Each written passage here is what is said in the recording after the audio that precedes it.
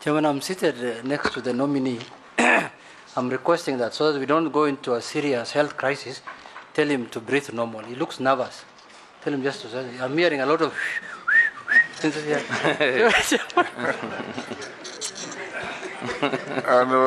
Are you nervous? No, I am not. I am not, Mr. Speaker. You are not nervous. I'm not. How would I be nervous? These are my colleagues. We've been around together for a long time. Issues first, before we go very far. Chair, you was asked a question to the nominee, how much is his worth? Then he told you 420 million. He did not attach breakdown of that, like the other nominees, what that 420 entails, which land, which place, and such things. But anyway, I wanted to ask him, now that he has not attached, now it forces me to ask him, this hotel in Machakos, this white one, is it yours? A&L, yes. Even I had lunch with you one time there. Just forgot. Is it yours? Is it yours? During your Azumio days? During the old good days. Is it yours, your nominee? Yes or no? Answer. No, I want to, because it will inform your chairman my next question. If he says no, I don't need to proceed with it. Is it yours? Yeah. Yes, it is my hotel, built with a loan. Thank you very much. Thank you. Now, if you own that hotel alone, the way you are saying by a nominee, and you are saying you are worth 420 million only, Nuguyangu, I know this is a period people want to be poor because it's hustler time. Don't fear being rich. Just tell us how much you are. With that hotel, you cannot be 420. You cannot. That I've refused. You cannot.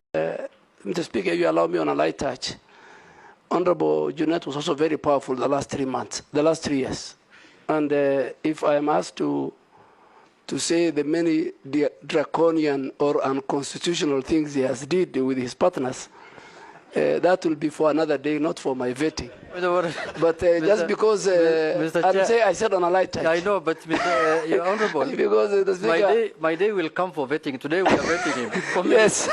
Now we can raise those issues when he's vetting me. He's vetting you in advance. So I'm very sorry because I'm vetting him in advance. A light touch. On a light touch, I said. So Mr. Speaker. Junet? Just one rejoinder. An obiter? With your permission.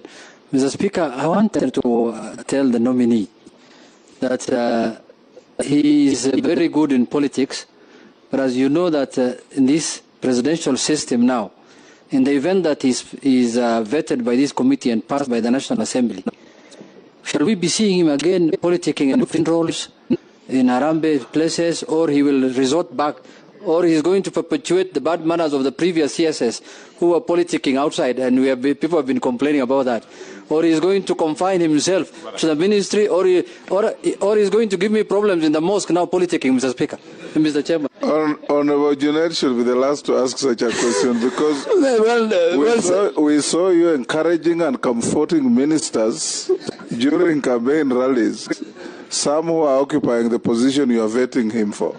Mr. Speaker, now that is bad manners. Is he going to stop? Is he going to stop? Mr. Speaker, Mr. Speaker, you have really helped me because unfortunately, Honorable Junet now is on the other side. But I want to confirm to this committee that I will not be like my predecessor, with a lot of respect, who was in the camp of Honorable Junet. I will, of course, sell a government agenda. I will go to weddings and funerals, even though the Muslim funerals take only 5 minutes and 10 minutes, and you're not even allowed to speak. But I'll go to my colleagues' funerals, and I will sell the policy and the agenda of government. I will not politic. But you are a classical example. The Speaker, I said, the Speaker is the wrong person to ask me that question. Should have been Honorable Dawood or Honorable Mishi. Yes, but I think the Constitution and the Act, Mr. Speaker, is also very clear that ministers can sell government agenda. All that we were telling the previous ministers was to respect the institution of the office of the Deputy President and not to insult and not to cabinet collective responsibility. That was, but we were not against. In 2017, ministers were campaigning, but in 2022, something else happened. I don't think our country will go back to, and even, well, I don't think I'll behave like some of the ministers. I will respect Parliament, Mr. Speaker, and I will. I'm one person who believes that the oversight role of Parliament is central to our Constitution under Article 95. Thank you, Honourable Junet. Sorry, Honourable Duale. Junet, not yet. Maybe as will come 10 years from now. Evaluation of government policies programs. Now, this is a senior minister. They are cabinet ministers. They are principal secretaries in every cabinet ministry, under every cabinet minister, who report to their ministers. So I'm wondering, how should a senior cabinet minister chair principal secretaries when you know that there is head of public service also who coordinates cabinet, principal secretaries? So I'm wondering, the cabinet prime minister is dealing with cabinet principal secretaries who have ministers in their line of duty. But more importantly, Chair, I also want the nominee to take this opportunity to slate and lay to rest the issue of the Golden Bag. The Golden Bag issue, and this other issue of the cemetery land. And having been a mayor of a city one time, under the previous CUP 265, the previous Act of Parliament. Which city? Where you visited me one time. We couldn't find a proper hotel. I couldn't find a proper hotel for you, but you visited the city with one street. So, Mr. Speaker, Mr. Chair, that CUP required the approval of the cabinet minister for the county councils and municipalities for functions that they were supposed to do, including approving their budgets. So I want him to take this opportunity today to lay this matter to rest once and for all. And lastly, I wanted to ask the nominee whether he's happy with his office at Kenya Railways, whether that office is suitable for a prime cabinet minister. Thank you, Chair. Chair, before I ask my question, I want to put a rejoinder on what Honorable Junet has just said in the issue of Anglo-leasing, Golden Bag, and the cemetery land scandal. Chair, I wanted to ask the nominee that the docket that she has been nominated for is a docket that requires its services all over the country. Water is essential and water is required all over the country.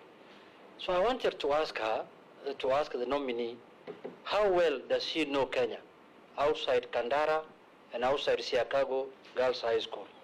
What is her grasp of the country? Does she know outside Kandara how the country looks like? Junet, Mohamed, Mheshimiwa Junet, Mohamed, you are asking whether, other than Kandara, I know any other part of the country. I think in the ministry, I do not need to know any part of the country to be able to implement the policies that the ministry has developed. We have policy in place, we have strategy, reforms are in place, we have both statutory and regulatory mechanisms, and we have very serious technical support teams in the ministry where there may be deficit or need to add, to improve, to train further. We shall do so that the designs, a lot of designs, including national master policy. I just need to sit on my desk and be taken through the national water policy and the national master plan for water. And then, therefore, I'll be able to find your constituency where it is or any other. But is it true that you don't know anywhere else apart from Kandara? I would be happy to go. Of course, that was his question. Mr. Chairman, to answer the Honorable Junet, I have traveled in all the counties in this country, both at my own free time and also during the very extensive campaigns that we did including Junet Mohamed. I'm sure he has traveled. Mheshimiwa, I'll be able to find my way around, definitely. So share with the committee. Chairman, I'm seated next to the nominee. I'm requesting that so that we don't go into a serious health crisis, tell him to breathe normal. He looks nervous. Tell him just to say, I'm hearing a lot of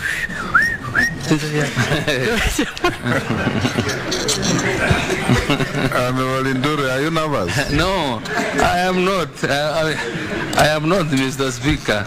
You are not nervous. I'm not. I won't be nervous. These are my colleagues. We've been around together for a long time. Can you, clerk, get the document and the reference, make copies and circulate? Chairman. Point of order, Chair. I doubt whether I'm a product of GMO. I'm a product of my parents. Sorry.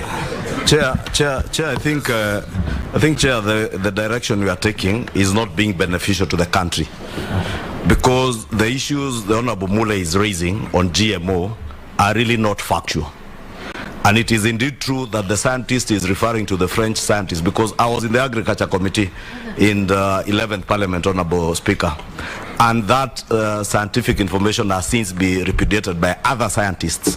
And therefore, when we are on national TV and we want to make the country believe that GMO is harmful, that there is this science, that the Honorable Mule is not availing to this committee and the country, I think we are not being beneficial. True, Honorable Speaker, if I can finish. Point of order, Mr. Speaker. If I can finish, Honorable Speaker. Honorable Speaker, it is also... Mr. Speaker. He is not finished. Okay. Mule, hold your horses.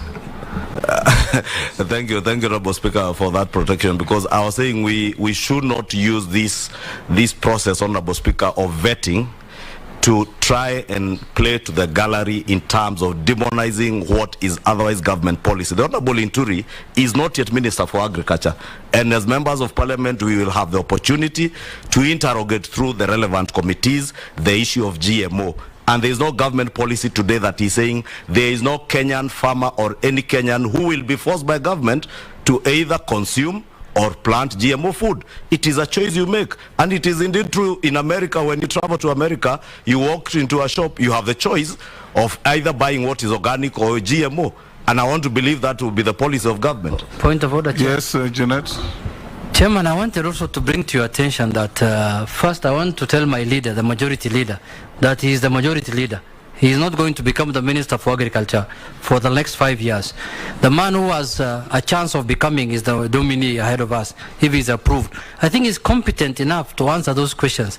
Secondly, Chair, the issue of GMO is a government policy. It was approved at the last cabinet meeting of the government. So it is important to interrogate the nominee very well on a government policy that he's going to implement, because he's the implementing authority as the Minister of Agriculture. So, Chair, it's in our place as a committee to know from him, as the man who's going to sell the seeds of the GMO to Kenyans, whether those seeds are safe, what scientists are saying, and what is his thought to make sure that the people who want to eat organic food, and the people who want to eat the GMO eat GMO food. Mine was just a point of information, Madam Chair, that the theory of evolution of man, as propagated by Charles Darwin, had nothing to do with the genetic engineering. We don't even need to go there. He had no scientific basis for saying that, so we don't need to go.